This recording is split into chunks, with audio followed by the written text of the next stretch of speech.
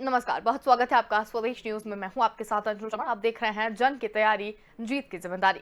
मध्य प्रदेश की 3 विधानसभा सीट और 1 लोकसभा सीट पर उपचुनाव की तारीखों का ऐलान भले ही न हुआ हो, बीजेपी और कांग्रेस दोनों ने तैयारियां तेज कर दी हैं। दोनों ही पार्टियों ने चुनाव के लिए अपने अपने प्रभारी नियुक्त कर दिए हैं और तारीखों का इंतजार किया जा रहा है। यही नहीं, दोनों ही पार्टियां अपनी अपनी जीत के दावे भी कर रही हैं। कांग्रेस दमोह के नतीजों से उत्साहित है, तो बीजेपी इस कोशिश में है कि इस बार उसे दमोह जैसी कोई चूक ना हो। उपचुनाव को लेकर दोनों दलों की क्या तैयारियां हैं और वो कौन से मसले होंगे जिनको लेकर ये जनता के बीच जाएंगी, इसी मसले पर आज हम बात करेंगे और चर्चा शुरू करेंगे। उससे पहले बता दें कि दमोह उपचुनाव में जीत से उत्साहित कांग्रेस ने अपनी तैयारियों को धार देना तेज कर दिया है। कांग्रेस ने उपचुनाव वाली 3 विधानसभा सीटों पर प्रभारी नियुक्त कर दिए हैं और इन 3 में से 2 सीटों पर पहले भी कांग्रेस का ही कब्जा था। कांग्रेस के कब्जे वाली सीट जोबट पर विधायक रवि जोशी को प्रभारी बनाया गया है और पूर्व मंत्री और कांग्रेस विधायक ब्रजेंद्र सिंह राठौर के निधन के बाद खाली हुई पृथ्वीपुर सीट पर जीतने के लिए कांग्रेस ने विधायक प्रवीण पाठक और मनोज चावला को प्रभारी बनाया है। और इसको लेकर क्या कुछ कहा है, आइए आपको सुनाते हैं। हमारी तैयारी है बिल्कुल। खंडवा और रहेगा सारे उपचुनाव भारतीय जनता पार्टी मध्य प्रदेश में जीतेगी। सभी को काम दिया गया। जो यहाँ बैठक में बुलाए गए हैं उन सबको ही संगठन जिम्मेदारी दे रहा है, क्योंकि संगठन का प्रोडक्शन ही सरकार है। संगठन जो उत्पादन करता है वही सरकार है, इसलिए हम सब संगठन के ही सिपाही हैं। संगठन में काम करते करते ही सरकार में आए, इसलिए संगठन के आदेश के अनुसार हम सब काम में लगे। तो कार्यकर्ता का काम तो सबको करना है, मुझे भी करना है, मंत्रियों को भी करना है। माननीय मुख्यमंत्री भी पहले ही कहते हैं कि मैं तो कार्यकर्ता हूँ। तो कार्यकर्ता के नाते से जिम्मेदारी चुनाव के लिए हर कार्यकर्ता को जहाँ जो आवश्यक है उन सबको जिम्मेदारियां मिलती हैं और मिलेगी। तो चलिए आपको पहले जीएफएक्स के जरिए समझाने की कोशिश करते हैं आज का मुद्दा क्या है। 1 लोकसभा सीट और 3 पर विधानसभा चुनाव है। इसके बाद में बीजेपी और कांग्रेस ने इसमें कमर जो है वो यहाँ पर कस ली है। तैयारी पूरी है, बस तारीखों का इंतजार यहाँ पर देखा जा रहा है। इसके साथ ही क्या कांग्रेस दोहराएगी दमोह का करिश्मा? कांग्रेस को इसमें जीत हासिल हुई थी और कांग्रेस ने युवा विधायकों को जिम्मेदारी यहाँ पर दी है। इसके साथ ही युवा विधायक अब चुनावी कमान जो है वो संभालेंगे। तो मध्य प्रदेश में फिर चुनावी घमासान यहाँ पर मचेगा। जोबट विधायक रवि जोशी वहां पर नियुक्त किए गए हैं और ज्यादा चर्चा के लिए हमारे साथ 2 गेस्ट यहाँ पर जुड़ गए हैं, जिसमें कांग्रेस से योगेश गुप्ता हमारे साथ जुड़े हुए हैं और बीजेपी से गोविंद मालू जी हमारे साथ यहाँ पर जुड़े हुए हैं। बहुत स्वागत है आप दोनों का ही स्वदेश न्यूज में। तो यहाँ पर सबसे पहले मैं बीजेपी से सवाल करना चाहती हूँ कि चुनावी रण जो है वो सज चुका है, सिर्फ तैयारियों का ऐलान, सिर्फ जो तारीखें हैं उसका ऐलान जो है वो यहाँ पर बाकी है। सबसे पहले सवाल आपसे यही है कि वो कौन से मुद्दे होंगे जिसको लेकर आप जनता के बीच में जाएंगे? विकास, सुशासन और जन कल्याण की नीतियां और सामाजिक सरोकार की नीतियां जो जनता तक हम पहुंचा रहे हैं, हमारी सरकार पहुंचा रही है। किसानों के लिए हित में काम किए, वो एमएसपी पर रिकॉर्ड खरीदी की, वो इन कई सारे मुद्दों को लेकर हम जनता के बीच में हमारा सीधा जो फोकस है वो डेवलपमेंट और गुड गवर्नेंस इस पर रहेगा।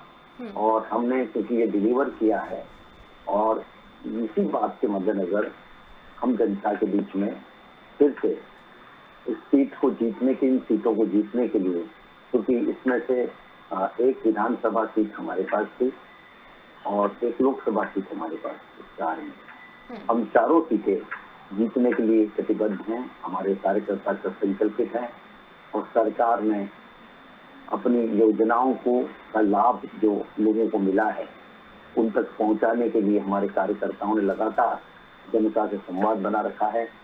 मुख्यमंत्री जी का सीधा जन संवाद बना हुआ है, हमारे बाकी वहाँ के स्थानीय जो नेता हैं उनका भी संवाद बना हुआ है और हम इसी बिना पर जनता की आशीर्वाद, जनता के हमारे प्रति रुझान और हम जो जनता की सेवा कर रहे हैं उस आधार पर हमें चुनाव जीतेंगे। बिल्कुल, यही सवाल कांग्रेस से करना चाहूंगी मैं कि क्या मुद्दे रहेंगे आपके जब आप जनता के बीच में जाएंगे? शिवाली जी, मुख्य मुद्दा तो आज की डेट में कमर तोड़ महंगाई है। खाने के तेल की बढ़ती हुई कीमतें, पेट्रोल डीजल महंगा, गैस महंगी, आम आदमी का जीवन दूभर, बढ़ते हुए टैक्सों का बोझ, बिजली महंगी, संपत्ति कर की दरें महंगी, ये सब मुख्य मुद्दे रहेंगे।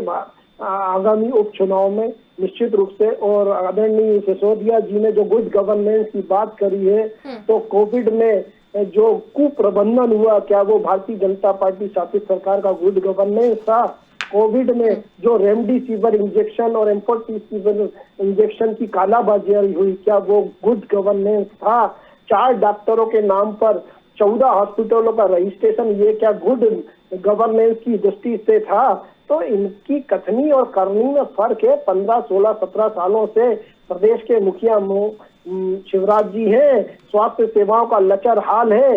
अभी कोविड में जिन्होंने अपनों को खोया है, और हाल ही बयान जो केंद्र सरकार का आया है कि ऑक्सीजन की कमी से कोई मौतें नहीं हुई, तो जिन्होंने खोया है वो तो इस बात पे इत्तेफाक बिल्कुल भी नहीं रखेंगे कि ऑक्सीजन की कमी से एक भी मौत नहीं हुई। हमारी मध्य प्रदेश सरकार ने लिख के दिया है कि हमारे यहाँ ऑक्सीजन से कोई मौत नहीं हुई, ठीक है, तो ये मुद्दे रहेंगे आपके जो आप जनता के बीच में लेके रोज ही जाएंगे। छापा गया है। तो ये सारे मुद्दे तो हैं ही, साथ में अभी वैक्सीनेशन सबसे बड़ा मुद्दा है, पुअर वैक्सीनेशन। एक 21 जून के महाअभियान के बाद जो धीमी गति से वैक्सीनेशन हो रहा है, 6% लोगों को दोनों डोजें लगी है मध्य प्रदेश में, और करीब 27% लोगों को 1 डोज लगी है। चलिए, तो ठीक है। तीसरी वेव जो है कोरोना की, वो दरवाजे पे दस्तखत दे चुकी है। ठीक है, ठीक है, ये सारे मुख्य मुद्दे रहेंगे आगामी उपचुनाव को लेकर। ठीक है, ठीक है।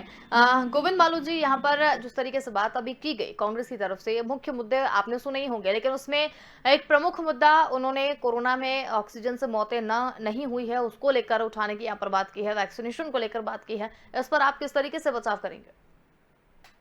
कांग्रेस तो भयादोहन करती है, कांग्रेस हमेशा मती भ्रम में है और लोगों को भ्रम में डालती है। और कांग्रेस के चश्मे से जनता नहीं देखी, जनता तो अपने अनुभव से देखी। जनता को मालूम है कि महामारी थी, कहाँ पर कितनी सुविधाएं सरकार ने पूरी ताकत के साथ पहुंचाई, कितने लोगों ने सेवा की, ये सब जनता जानती है। लेकिन इनको तो लाशें गिनना है, इनको तो लाशों पर राजनीति करना है। इनको कुछ पता नहीं है कि कितने लोगों की कैसे सेवा और किस तरह से सरकार और पार्टी ने की है। और दूसरी बात, ये तो घर में बैठे थे, ये ट्विटर चल रहे थे, फेसबुक पर अपनी टिप्पणी कर रहे थे। टीका टिप्पणी से कुछ नहीं होता है, जनता के बीच में जाकर जनता के दुख दर्द को बांटना पड़ता है। इन्होंने दुख दर्द बांटा क्या? देखिए, सबको मालूम है महामारी थी, जब यदि 10 लोगों के लिए कोई मेज सजाई है अतिथियों के लिए भोजन की, तो अगर उसमें 100 आएंगे तो क्या होगा? उसमें 25, 30, 33 आएंगे तो भी उसका एडजस्टमेंट किया जा सकता है। सबको मालूम है कि एकदम से इतनी बड़ी लहर आई, लेकिन उसके बावजूद सरकार ने एक दिन भी ऐसी कोताही नहीं बरती जिसमें ऑक्सीजन न मिले, चाहे वो प्लेन से मंगाना पड़े या टैंकर से मंगाना पड़े। ऑक्सीजन, सरल ऑक्सीजन मंगाकर ऑक्सीजन की प्रतिपूर्ति वहां तक की है, और किसी भी अस्पताल में ऑक्सीजन से मौत हुई ऐसी कोई घटना मध्य प्रदेश में नहीं हुई। ठीक है, हम विषय पर आते हैं। ये बात कहीं और जाने लगी थी, विषय पर आते हैं जहाँ पर आज हम चुनाव की बात यहाँ पर कर रहे हैं। तो आपको बता दें कि कुछ दिन पहले दमोह में जब चुनाव हुआ था उसमें कांग्रेस को जीत हासिल हुई थी। तो अब जबकि बीजेपी ने भी वहां पर अपनी पूरी ताकत लगाई थी, तो अब कौन सी वो ताकत है जो बीजेपी लगाने वाली है, क्योंकि वहां पर उसे हार का मुंह देखना पड़ा था। अलग अलग सेगमेंट्स की अलग अलग स्थिति होती है, स्थानीय परिस्थितियां कुछ अलग होती हैं कई जगह पर। वहां पर हमारा सिटिंग एमएलए जो जिसमें भारतीय जनता पार्टी में जो शामिल हुए थे राहुल, और उसके बाद उन्होंने चुना, ये चारों सीटें यहाँ पर जो सिटिंग एमएलए है उनका निधन हुआ, उसके बाद में चुनाव हो रहे हैं। दूसरी बात, हम क्या करेंगे, हमारी रणनीति तो वही है, मतदान केंद्र की इकाई, मजबूत इकाई को और मजबूत करना, उस मतदान केंद्र की इकाई के इर्द गिर्द सारे कार्यक्रम अभियान चलाना और लोगों तक उस अपनी बात पहुंचाना। तो मतदान केंद्र की हमारी जो रणनीति है वो बहुत महत्वपूर्ण है, और वही हम सब दूर, क्योंकि हमारा कार्यकर्ता सब दूर तैनात है, क्योंकि हमको चुनाव के लिए कोई अतिरिक्त काम नहीं करना पड़ता, क्योंकि हमारा जो संगठन की रचना है वो संगठन की रचना पूरी तरह से मतदान केंद्र की इकाई, बूथ की इकाई, हम उसके आसपास हमारी रचना करते हैं। और केवल चुनाव ही नहीं, हम तो रोज अभियान हमारे चलते हैं, कार्यक्रम चलते हैं। हम कई दीनदयाल उपाध्याय जयंती या श्यामा प्रसाद मुखर्जी की जयंती उनके बलिदान दिवस, उन पर हम लोगों तक जाते हैं, हम सरकार के काम को ले जाते हैं। तो हमारी जो इकाई है, कार्यकर्ता हमारी ताकत है, कार्यकर्ता जनता तक पहुंचता है और केवल उसको ऑन करना होता है जब चुनाव के परिणाम या चुनाव की जब घोषणा रणबेरी बच जाती है, तब उम्मीदवार जब घोषित हो जाता है तो केवल उसको यही उम्मीदवार का नाम लेना है। बाकी सारी हमारा सिस्टम, कार्य पद्धति, वो संगठन की जो कार्य पद्धति है वो अपना काम करती है और वो निरंतर चार्ज रहती है और उसको चार्ज करते रहने के लिए लगातार अभियान, लगातार कार्यक्रम, लगातार हमारे कई सारे उत्सव, पर्व हम इस माध्यम से मनाते हैं, लोगों के बीच में जाते हैं। तो हम लोगों के बीच में रहते हैं, इसलिए हमको चुनाव के अतिरिक्त कोई काम करने की जरूरत नहीं पड़ती। ठीक है, ठीक है। सवाल कांग्रेस से मेरा कि दमोह में भी कांग्रेस ने जीत हासिल की थी। अभी जो चुनाव यहाँ पर हुआ था जिसमें कांग्रेस को जीत दमोह में मिली थी, तो वहां पर जीत कांग्रेस की हुई थी या फिर जयंत मलैया ने जो बगावत वहां पर कर दी थी उसके कारण जीत मिली थी? देखिए शिवाली जी, आपकी बात का जवाब देने से पहले थोड़ा मैं सिसोदिया जी के एक बयान का जवाब देना चाहूंगा। इन्होंने कहा कांग्रेस के कार्यकर्ता नेतागण कोविड में कहाँ थे। कांग्रेस के कार्यकर्ता और नेतागण कोविड में कहाँ थे ये जनता, मध्य प्रदेश की जनता को भली भांति मालूम है। हमारे जितने भी विधायक हैं उन्होंने अपनी विधायक निधि से भरपूर मध्य प्रदेश सरकार को सहयोग दिया है और उस पैसे से ऑक्सीजन सिलेंडर और ऑक्सीमीटर और तमाम जीवन रक्षक उपकरणों के लिए वो पैसा विधायक निधि से कई विधायकों ने पूरा का पूरा रिलीज कर दिया है इस वित्तीय वर्ष का। तो उसमें एक हमारे स्वर्गीय विधायक ब्रजेंद्र सिंह राठौड़ साहब भी थे जिन्होंने अपने क्षेत्र में कम से कम 2 से 3 बार ऑक्सीजन के सिलेंडरों की खेप पहुंचाई है और रेमडेसिविर इंजेक्शन न केवल अपनी विधानसभा क्षेत्र बल्कि आसपास के क्षेत्रों में भी मदद मुहैया कराई है। तो निश्चित रूप से कांग्रेस का कार्यकर्ता नेता उस गंभीर परिस्थितियों में जनता के बीच में था, एक बात। दूसरी बात इन्होंने कही कि हम बूथ मैनेजमेंट और दमोह उपचुनाव में हार के कारण कुछ और थे। तो निश्चित रूप से दमोह उपचुनाव में हार का एक बड़ा कारण, जो आपके प्रश्न का जवाब भी है शिवाजी जी, एक मुख्य कारण था अपने वर्षों से संघर्षरत कार्यकर्ताओं की उपेक्षा, अपने पूर्व वित्त मंत्री और उनके सहयोगियों की उपेक्षा। ये दमोह उपचुनाव में हार का एक मुख्य विषय था। जयंत मलैया जैसे वरिष्ठ नेता की अनदेखी कर एक गद्दार राहुल लोधी को टिकट दिया गया, वो एक मुख्य हार की वजह बनी। यही वजह अभी आगामी उपचुनाव में होने जा रही है। जो खंडवा संसदीय सीट है वहां पर अर्चना चिटनीस जी और कृष्ण मुरारी मोघे जी अपनी ताल ठोके हुए हैं। सक्रिय राजनीति में ये दोनों नेता अपनी वापसी चाहते हैं, मगर परिवारवाद के चलते वहां पर टिकट नंदू भैया के बेटे को दी जा रही है। तो ये निश्चित रूप से वहां भी भीतर घात होना है। और रही बात कांग्रेस पार्टी की, तो कांग्रेस पार्टी अपनी नीति, अपने विचारों के माध्यम से जनता के बीच में जन आशीर्वाद लेने जाती है और जनता देख भी रही है पिछले 16-17 सालों से कि सिर्फ बातें, घोषणाएं, झूठी घोषणाएं, झूठे लोकार्पण, झूठे नारियल फोड़े जा रहे हैं।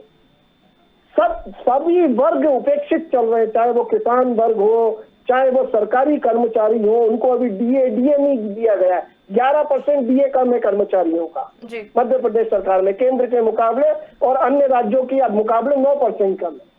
तो ये बैंक कर्मी हड़ताल कर चुके हैं, LIC कर्मी हड़ताल कर चुके हैं। तो इस भारतीय जनता पार्टी शासित सरकार में नर्सें और कोविड में जिन्होंने डॉक्टरों ने अपनी जान गंवाई वो लोग तक हड़ताल कर चुके हैं। तो इस सरकार से कोई भी खुश नहीं है। ठीक है ना, विषय पर बात करते ना। और विषय तो है ना। अरे शिवाली जी, सर मैं आपको टोकना चाहूंगी यहाँ पर। मेरा पहली बात तो शिवाली नहीं हूँ सर, मेरा नाम अंशुल है। शिवाली नहीं हूँ, अंशुल हूँ मैं। जी, अंशुल हूँ मैं। और उसके बाद में यहाँ पर सवाल मेरा आपसे ये है, विषय की ठीक है आप शायद बहुत गहराई में चले गए।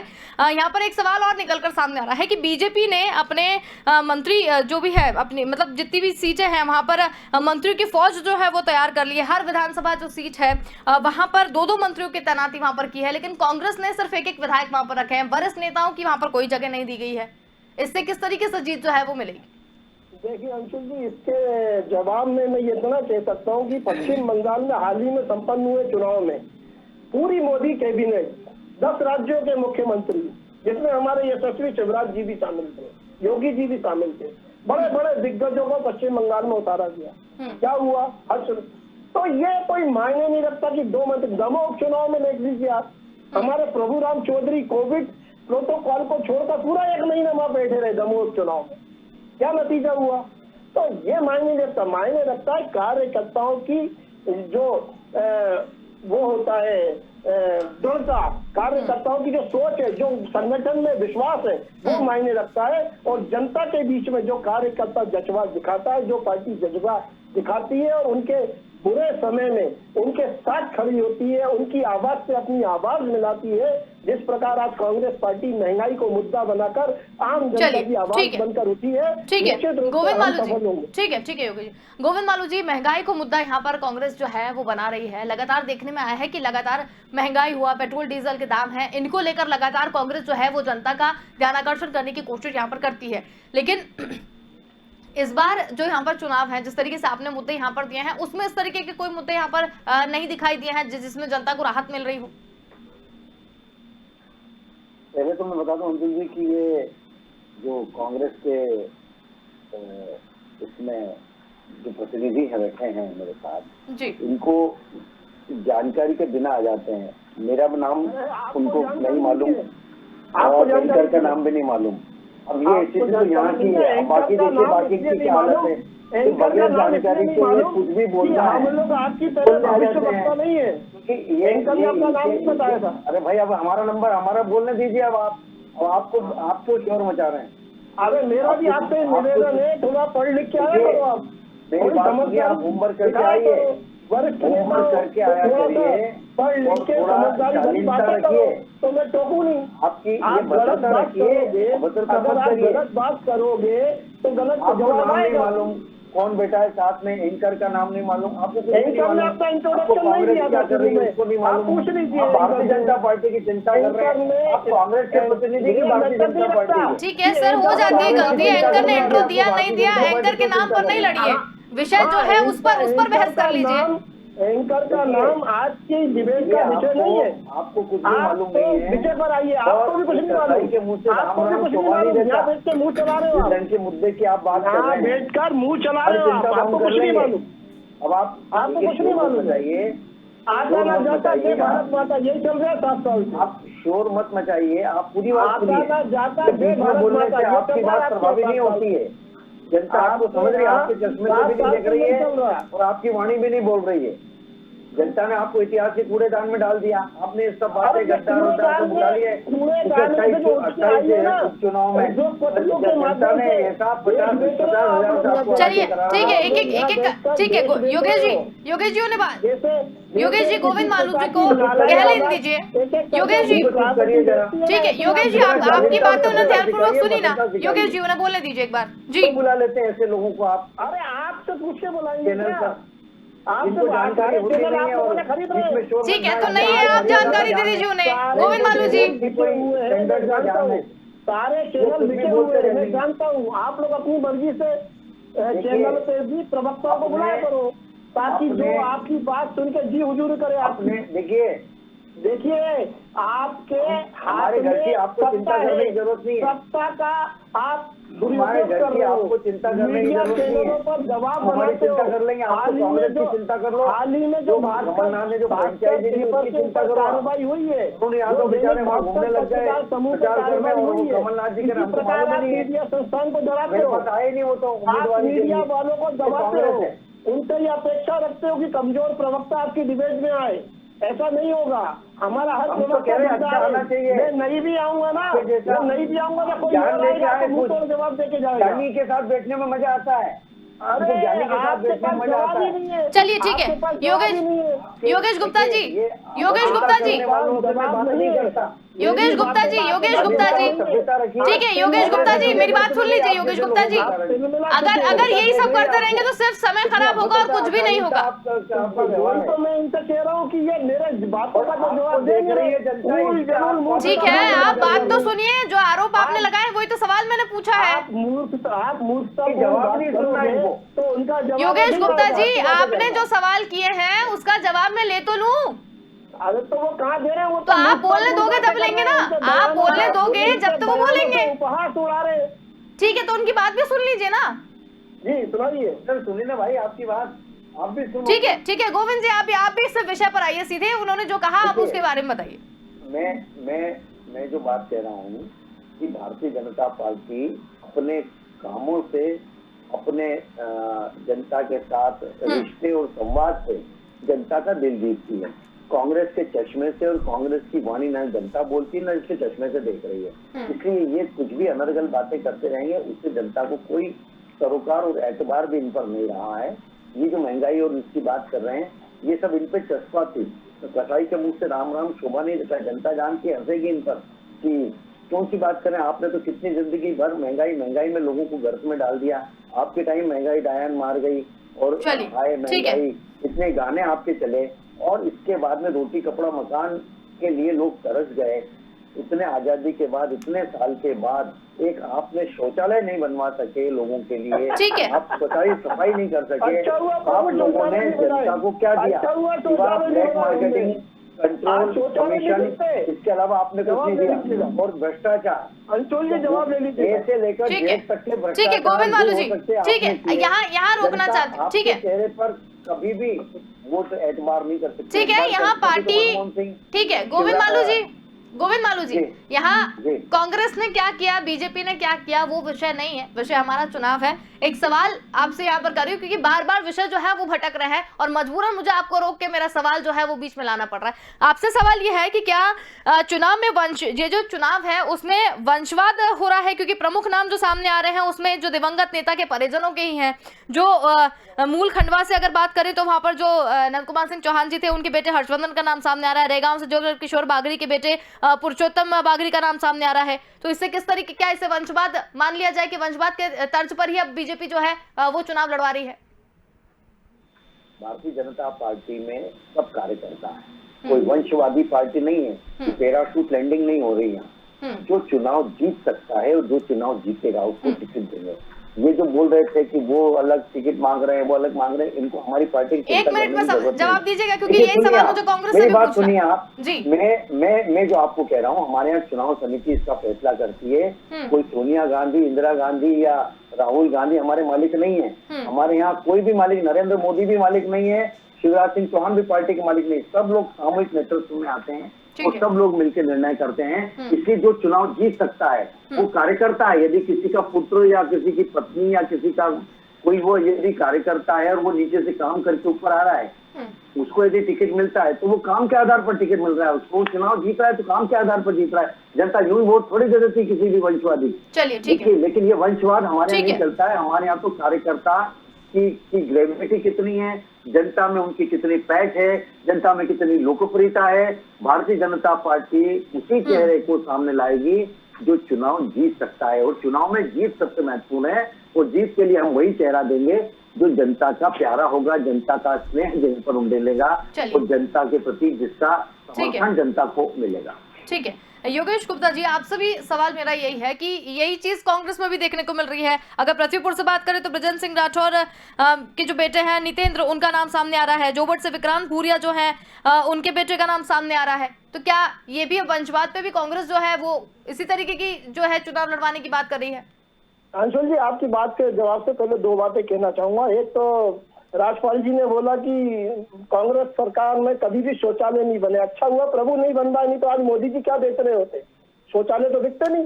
चलिए समय की कमी है सर, विषय पर आके बात करें प्लीज। वो बेच रहे हो आप, है ना, एक बात। दूसरी बात, वंशवाद की बात करते हो। अमित शाह के बेटे जयशाह ने कभी बल्ला नहीं पकड़ा, बीसीसीआई के सचिव बने हुए हैं। और मोदी जी के बारे में आपका जो कमेंट है ना, अगर उन तक पहुंच गया तो आपकी छुट्टी होने में देर नहीं लगेगी बीजेपी से। तो यानी लोग क्यों बिठा लेते हैं? देखिए, जोबट से जो आपने विक्रांत भूरिया जी का उदाहरण दिया, विक्रांत भूरिया जी हमारे यूथ कांग्रेस के प्रेसिडेंट हैं। चलिए, और ठीक है, जोबट ठीक है सीट पे योगेश जो जी। विधायक की डेथ हुई है वो उस परिवार से नहीं है। ठीक है योगेश जी, ठीक है। समय की भी यहाँ पर कमी है और जितनी भी चीजें हमने सुनी यहाँ पर फिलहाल इसका कोई नतीजा निकल कर तो नहीं आया सामने। बहुत धन्यवाद आप हमारे साथ यहाँ पर जुड़े और इस पूरी चर्चा में शामिल हुए। तो यहाँ पर हम बात कर रहे थे मध्य प्रदेश की 3 विधानसभा सीटों और 1 लोकसभा सीट पर उपचुनाव की तारीखों का ऐलान भले ही हो गया हो, लेकिन बीजेपी और कांग्रेस दोनों ने ही तैयारियां तेज कर दी हैं। दोनों ही पार्टियों ने चुनाव के लिए अपने अपने प्रभारी नियुक्त कर दिए हैं और अब इसमें जीत किसकी होगी, कौन से वो मुद्दे होंगे जो जनता के बीच में लेकर जाएंगे और किस तरीके से जीत जो है वो हासिल की जाएगी, ये फिलहाल आने वाला वक्त ही बताएगा। फिलहाल के लिए इतना ही। देखते रहिए स्वदेश न्यूज।